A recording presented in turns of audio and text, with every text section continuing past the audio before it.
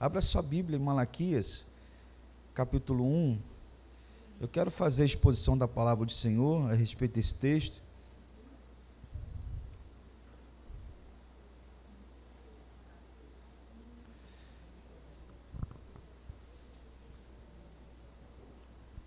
Livro de Malaquias, capítulo 1. Hoje é noite de Santa Ceia.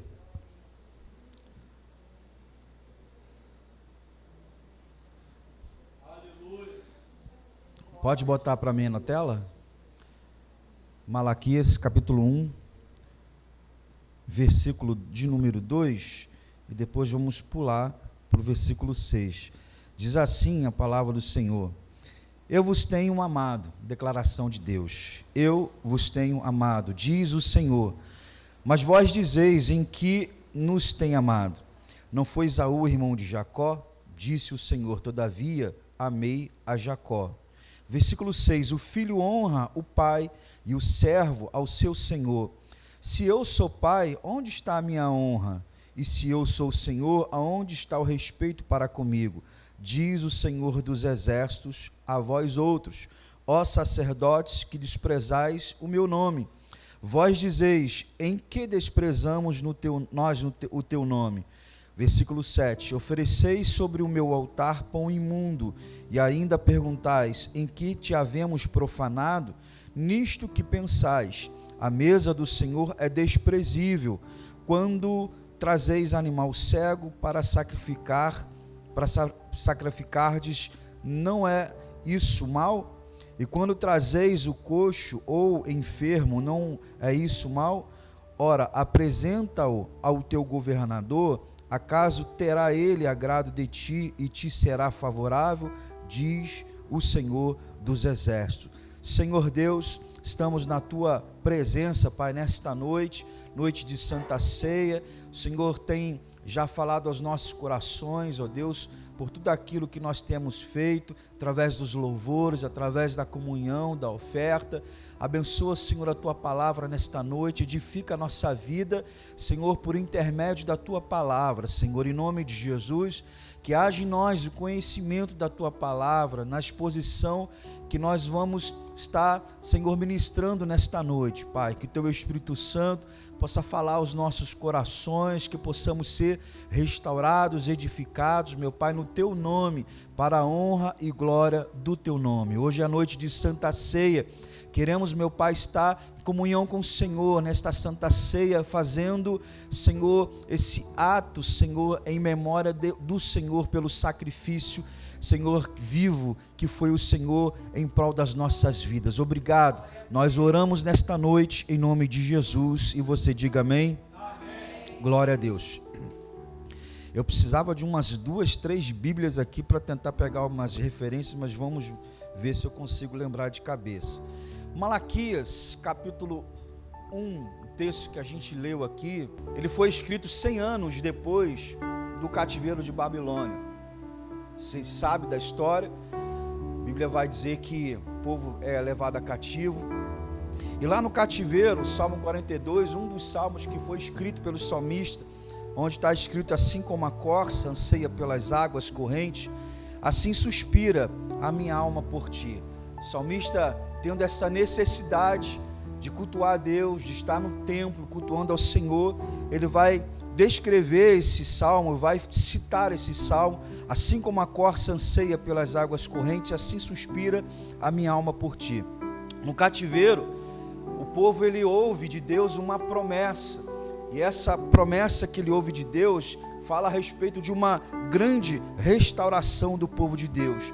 Então, 100 anos depois, Malaquias ele vai estar trazendo essa palavra. O povo ele restaura a sua vida, ele começa a restaurar o comércio, as suas casas, o povo se organiza, né? O templo ele é reconstruído nessa época. Então o povo nesse tempo ele começa a ter a sensação e a perceber que essa grande promessa que Deus fez de uma grande restauração não estava fazendo tanto sentido assim, não estava de fato sendo talvez cumprido. Então esse povo ele tem essa sensação de que essa promessa ela não faz sentido, ela não está sendo conseguindo enxergar a realidade dessa promessa, porque a Bíblia vai dizer que eles recebem a promessa de uma grande restauração, só que o povo não vive essa realidade, porque a Bíblia vai dizer que os conflitos entre os povos vizinhos ainda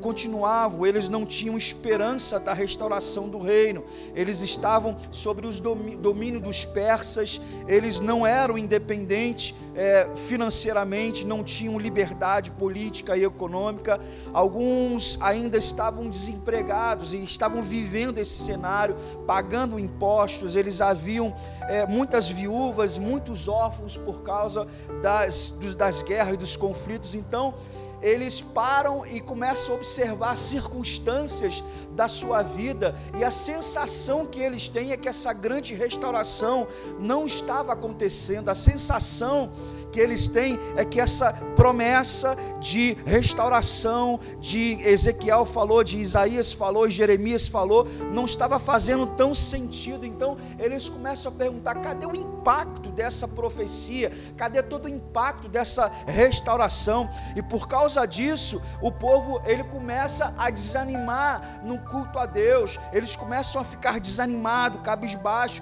por causa das circunstâncias que eles estavam vivendo, e a sensação que a promessa de restauração não estava acontecendo, e o povo começa a desanimar. O culto a Deus ele estava diminuindo cada vez mais, faltava desinteresse nos cultos que sendo prestado a Deus, o fervor estava diminuindo, a consagração estava sendo não levada tão sério nesse tempo, o culto a Deus estava vazio, e o povo ele começava a dar aquilo que sobrava para Deus. E é exatamente nesse tempo onde essas circunstâncias estavam contaminando o culto dessas pessoas, que nesse tempo o profeta Malaquias ele se levanta para poder fazer o povo enxergar uma realidade que eles não estavam vendo, que eles não estavam observando. Malaquias ele está aqui reivindicando o culto a Deus do jeito que Deus ele precisa ser cultuado, porque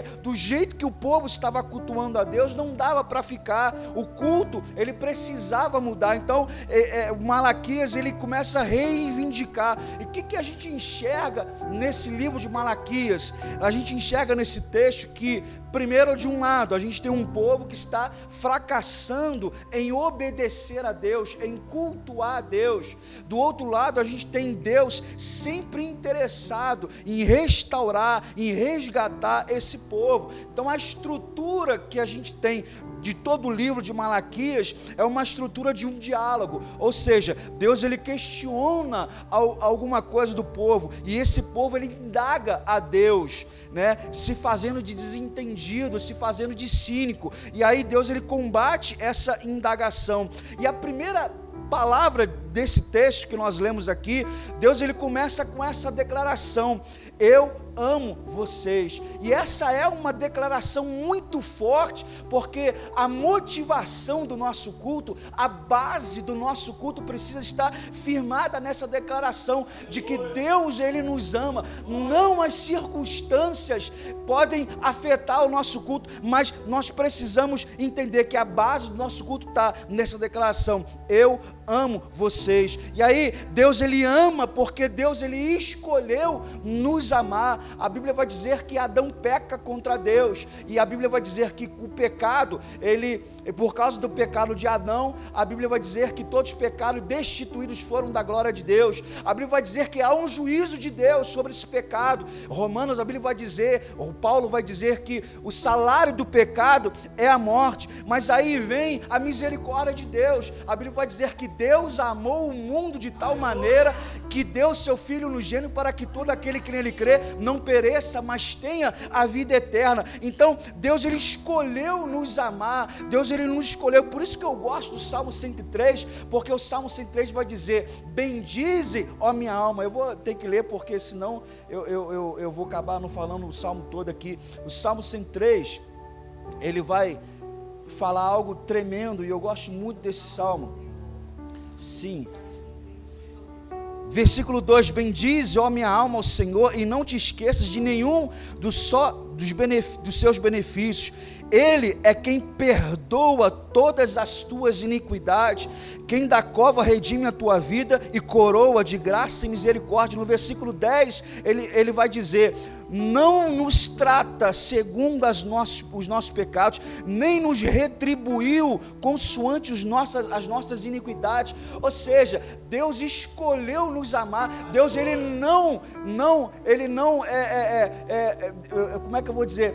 Deus, ele não exigiu de nós a perfeição como condição de nos amar. Paulo vai dizer em Efésios que a gente estava morto nos nossos pecados, nos nossos delitos, e mesmo assim Deus nos amou. Então essa é a declaração de Deus, que Deus nos amou, e o nosso culto a Deus precisa estar baseado nesse amor de Deus, nessa declaração. O seu culto a Deus precisa estar baseado nessa declaração de que Deus, ele ama cada um de nós, em nome de Jesus. Você precisa entender isso. Se você não entender isso, você vai fracassar, você vai desanimar, você vai desinteressar do culto a Deus. E aí Deus, ele vai dizer porque ele não está porque Deus está rejeitando o culto do povo. Primeiro, o povo estava profanando o culto a Deus. O povo não cultuava como Deus havia estabelecido. Ele não estava cultuando. E aí uma coisa importante falar, que a gente não deve cultuar a Deus de qualquer jeito. A gente precisa cultuar da forma que Deus, ele tem de ser adorado. Então o povo estava entregando pão imundo, animal cego, defeituoso, coxo, doente. Então ele está dizendo: ó, vocês estão guardando o melhor e para Deus estão cultuando com as sobras. Então não estão adorando a Deus de todo o coração. Então o povo estava achando também um culto cansativo, enfadonho, chegando num culto desmotivado, desinteressado. Eles faziam as coisas de qualquer maneira. Então Deus, ele começa através de Malaquias exigir respeito do povo, porque o povo estava desprezando o culto a Deus. Então o que eles estavam fazendo? Eles estavam trazendo pão imundo, quando na verdade eles precisavam colocar na mesa pães frescos 3 vezes ao dia. Estava dando as sobras, os restos para Deus nas suas ofertas. O culto que não entrega, irmãos, o melhor que a gente tem,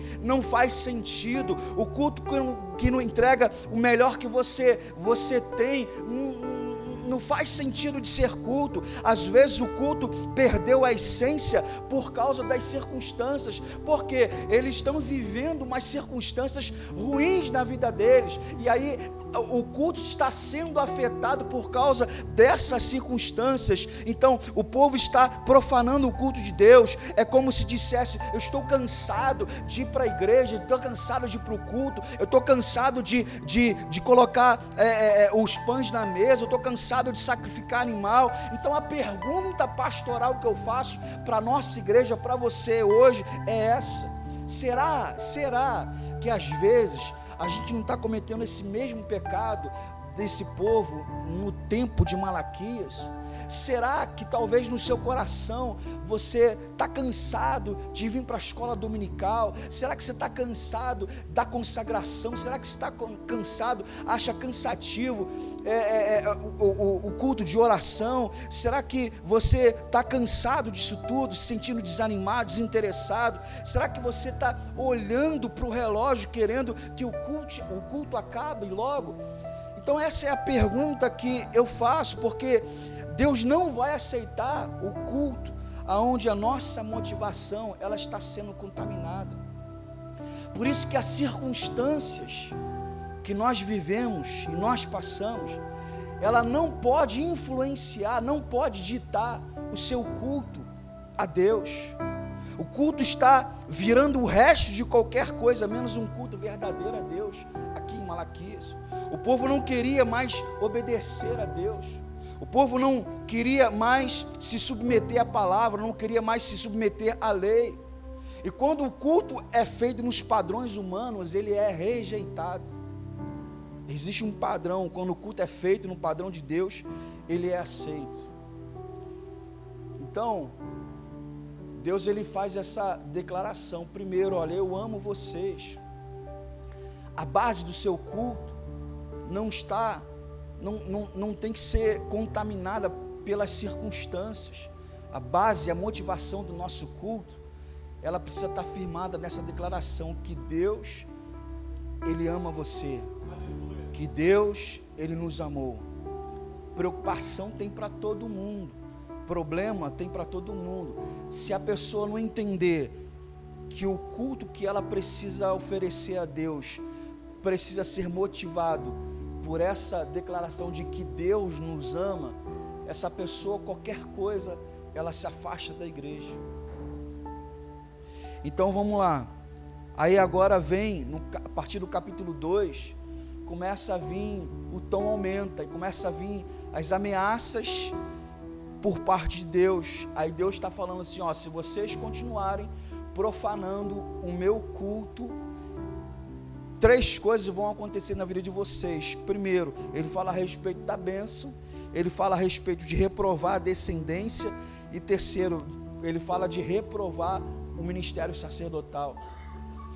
Aí Deus falando, ó, o culto do jeito que está não pode ficar, precisa mudar, porque se vocês continuarem profanando o culto a Deus, tudo aquilo que serviu de bênção para você, aquilo que você se alegrou, vai virar coisa ruim para você. Aquilo que você recebeu como uma coisa boa, vai se transformar em uma coisa ruim para você. Essa bênção que você se alegrou, essa conquista que você celebrou, essa vitória que você se alegrou, vai ter peso de derrota na sua vida. É isso que Deus está falando para o povo. Segundo, ele vai dizer, ó, eu estou reprovando a sua descendência. Se o culto continuar do jeito que está, eu vou reprovar a sua descendência. E para os judeus, ter uma descendência reprovada, se para a gente é ruim demais, quando um filho não segue aquilo que você ensinou, os padrões morais que você ensinou, aquilo que você está orientando. Se o teu filho não segue e ele começa a ter na vida uma direção qualquer, a gente já fica abalado. Imagine os judeus, que eles tinham essa coisa de descendência. Tanto é verdade que a Bíblia vai dizer, irmã Terezinha, que a Bíblia vai dizer que lá em Mateus, eu não posso falar, a Bíblia vai dizer que o povo, para poder provar Jesus, que Jesus era filho de Davi, ele teve que demonstrar toda a sua descendência.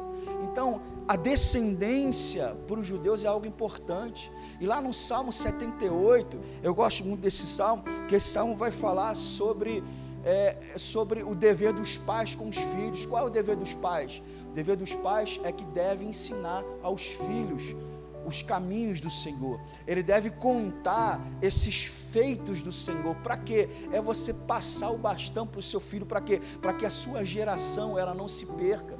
Então o Salmo 78 é um salmo que vai direcionar diretamente aos pais. O Salmo 78, ele vai falar disso para os pais. Então toda a experiência que você tem, todos os feitos do Senhor, você precisa contar essas maravilhas para os seus filhos. Para quê? Para que ele não se desvie, para que ele possa crescer em confiança em Deus, em esperança em Deus. É interessante porque a cada 3 gerações, uma geração pode entrar em apostasia. Você vê que a geração que nasceu no Egito, ela morre no deserto. A geração que nasceu no deserto, ela entra na terra prometida, mas a geração seguinte da terra prometida, ela já não conheceu mais a Deus. Então ele está dizendo, eu vou reprovar a sua descendência. Terceira coisa que Deus fala, ó, se o culto continuar do jeito que está, você está profanando o meu culto, né? Ele vai dizer, eu vou jogar excremento no seu rosto. Excremento no rosto de um sacerdote, isso aí é reprovar o ministério sacerdotal. É algo imundo, é algo impuro para um sacerdote. É dizer, olha, eu estou reprovando o seu ministério sacerdotal. Então ele recebe isso como uma ameaça. E aí, na continuidade do capítulo 2, Deus vai dizer, eu tenho rejeitado o culto de vocês, porque vocês têm sido desleal. Aí Deus ele argumenta: eu não estou aceitando o culto de vocês porque vocês não têm vivido de acordo com a minha palavra. Isso aqui a gente precisa de alerta, porque a gente precisa viver de acordo com a palavra do Senhor. Vocês têm sido desleais, vocês estão quebrando a minha aliança quando vocês estão se separando para casar com mulheres estrangeiras. Olha o que o povo está fazendo. Primeiro, o povo profanou o culto a Deus, estava dando o resto para Deus, e eles estavam fazendo um culto de qualquer maneira para Deus. Segundo, as pessoas ali estavam se divorciando para casar com mulheres estrangeiras. Aí a gente percebe algo interessante aqui, que as alianças que nós fazemos, ela influencia diretamente no nosso culto que nós ofertamos a Deus. A gente percebe a preocupação de Deus nas nossas vidas, nas nossas alianças, porque as alianças que nós fazemos, ela influencia, ela interfere diretamente no nosso culto. Qual era a preocupação de Deus? Qual era o cuidado de Deus? Que existe um povo, e esse povo tem uma fé pura, tem uma fé verdadeira. Quando começa a se separar e casar com mulheres estrangeiras, eles começam a pegar a cultura dessas mulheres estrangeiras, mistura a fé, mistura ali, nessa aliança, mistura a religião, é uma mistura de fé, e Deus, ele está dizendo, o cuidado dele é isso, porque à medida que o povo se separa para casar com mulheres estrangeiras, essa identidade é misturada, e essa mistura de identidade, é misturado, o culto de Deus é afetado. Olha a importância das alianças que nós fazemos. Existe uma fé pura, existe uma fé verdadeira. Por isso que Paulo, ele orienta acerca das nossas alianças. Ele falando o que a harmonia tem, a luz e as trevas. Mas isso aí é um assunto de outro dia. Aí Deus continua, aí a gente chega no capítulo 3 de Malaquias, muito falado. O capítulo 3 de Malaquias, aí Deus vai dizer: sabe por que eu não estou aceitando o culto de vocês, estou rejeitando o culto de vocês? Por causa que vocês têm roubado no dízimo e oferta. E aí você percebe que o dízimo e a oferta, eles estão intimamente ligados ao culto a Deus. Porque o povo naquela época estava roubando o compromisso da palavra de Deus, de trazer o dízimo e a oferta para a casa do tesouro. Então o dízimo, ele é um convite de Deus para você partilhar. O dízimo é isso. Deus instituiu o dízimo por 3 razões, por 3 motivos. O primeiro motivo era o motivo religioso. O segundo motivo era por motivo social. O terceiro motivo era por motivo sacerdotal.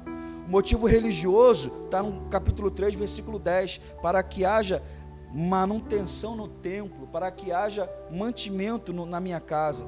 O segundo motivo é o motivo social ou assistencial, né? Era restribuído para os mais necessitados, viúvas, levitas, órfãos e estrangeiro. Está em Deuteronômio capítulo 26, versículo 11.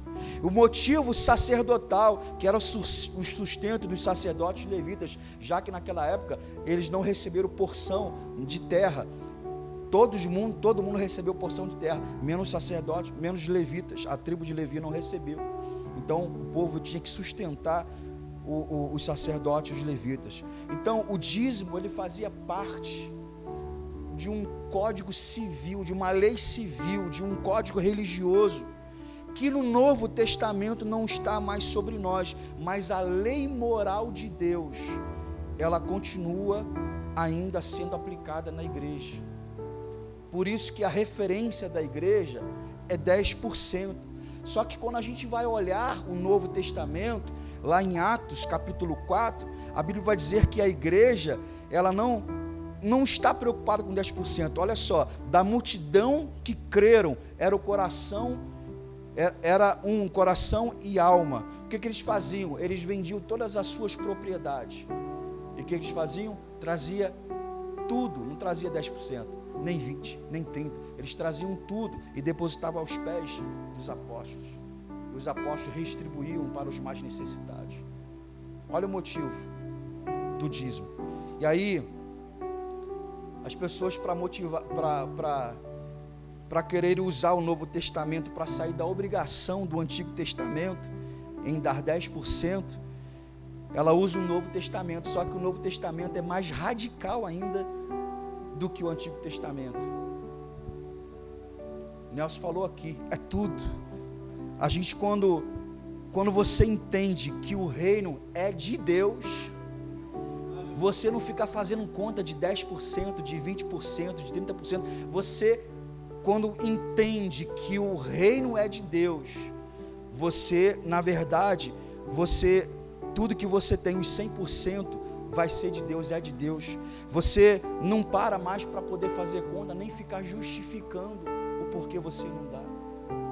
E aí, interessante, porque a igreja lá da Judéia, no Novo Testamento, tem uma necessidade. E aí o pessoal tem uma ideia, vamos fazer uma coleta. E Paulo sugere fazer uma coleta. E aí os macedônios, eles ouviram falar dessa necessidade, e eles tiveram, não, eu quero contribuir. Mas os macedônios contribuíram sem poder contribuir, eles não tinham condições de contribuir, mas eles pediram para poder participar, mesmo sem poder, eles deram e participaram dessa coleta, para abençoar a necessidade da igreja. Quando você conhece o reino de Deus, que o reino é de Deus, você não para ficar fazendo conta, irmãos. Eu sei que cada um tem o seu compromisso pessoal, eu sei que cada um tem o seu compromisso com a sua família, mas isso não pode roubar de você a sua alegria de ofertar com gratidão a Deus. Lembra da declaração? Deus, Ele te ama, e a sua gratidão para Deus é essa. Mesmo diante dos compromissos que você tem, você sabe que aquilo é de Deus, que Deus te abriu, que Deus te deu oportunidade. Isso aqui estava acontecendo no texto de Malaquias, na Bíblia, no livro de Malaquias. Deus, Ele não estava preocupado com dinheiro. Deus, Ele estava preocupado, na verdade, Ele queria a fidelidade, o coração grato. Deus queria o compromisso do seu povo.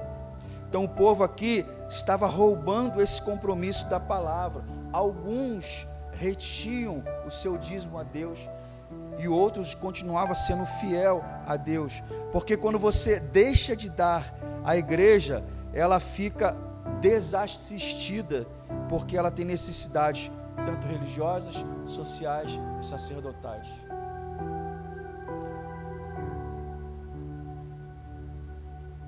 E qual que foi a palavra de Deus para eles, nessa condição? Eu também não estou aceitando culto de vocês, estou rejeitando o culto de vocês, porque vocês estão roubando o compromisso da minha palavra, vocês estão desobedecendo a aliança. Aí ele dá bênçãos para aqueles que se mantiveram fiéis com o seu dízimo, e repreensão e maldição para aqueles que estavam desobedecendo a Deus. Então o que ele faz? Ao enganador, que tendo um melhor, dá o pior para Deus, ou ao enganador que só nega a Deus. Segundo, ao sacerdote que desonra a Deus com as ofertas defeituosas, porque o sacerdote não estava sacrificando animais perfeitos, mas animais defeituosos. E terceiro, para toda a nação que estava em desobediência a Deus. Então Malaquias, o profeta, só existe o profeta nesse tempo, porque Deus levantou esses profetas para poder manifestar no povo que o povo não estava fazendo a parte, cumprindo a parte da sua aliança. Então isso aí é uma reflexão para cada um de nós. Será que Deus tem recebido o nosso culto? Ele está falando aqui sobre a profanação do culto. Nosso culto a Deus, ele precisa ser motivado, não pelas nossas circunstâncias. O culto a Deus precisa ser motivado. A base do nosso culto é essa declaração de que Deus, Ele nos ama. Deus amou você mesmo sendo pecador. Deus não esperou você se aperfeiçoar, melhorar, para poder, como condição de te amar. Ele te amou. Você foi resgatado, Deus resgatou você. E por gratidão a Deus, Deus não tinha obrigação nenhuma. O povo pecou, Adão pecou, por causa de um pecado, o pecado entrou no mundo, todos pecaram, destruíram, foram da glória de Deus. Todo mundo estava condenado, todo mundo era inferno. Deus não tinha obrigação de salvar a nossa vida, mas Deus salvou a nossa vida. E o sacrifício de Jesus não foi 10%, o sacrifício de Jesus não foi 50%, Jesus ele se sacrificou 100%, ele se deu 100%, para que você estivesse aqui hoje, cultuando e celebrando, lembrando, e a maior versículo da Bíblia que fala sobre o plano de salvação, está em João capítulo 3, versículo 16, que Deus amou o mundo de tal maneira, que deu seu Filho unigênito para que todo aquele que nele crê não pereça, mas tenha vida eterna. Glória a Deus. Aleluia. Segundo, Deus fala, ó, eu tenho rejeitado o seu culto, porque além de vocês profanarem o culto a Deus, vocês estão sendo desleais comigo.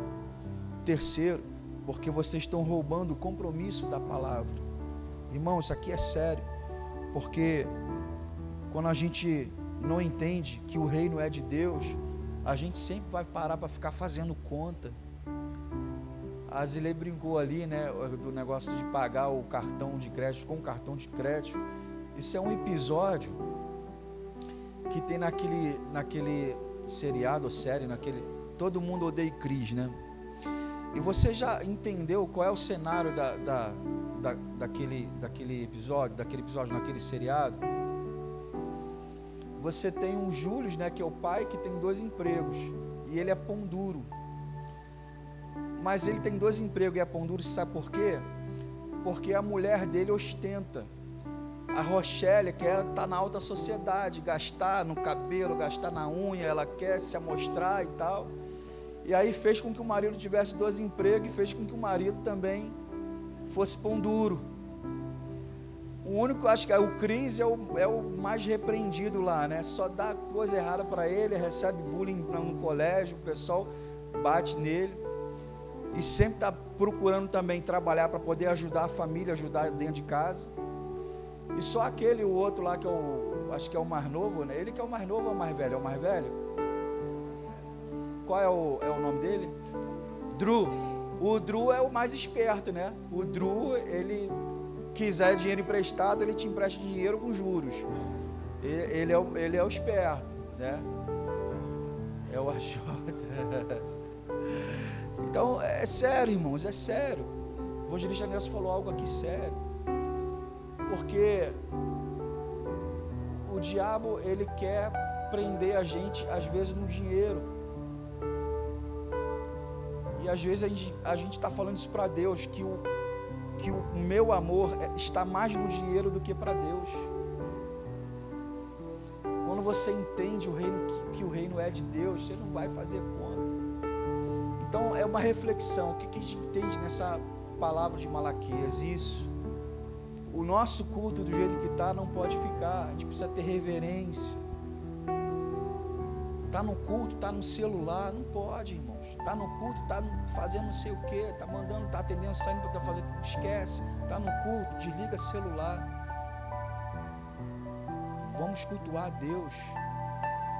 A circunstância está lá fora, o problema está lá fora, a preocupação está lá fora.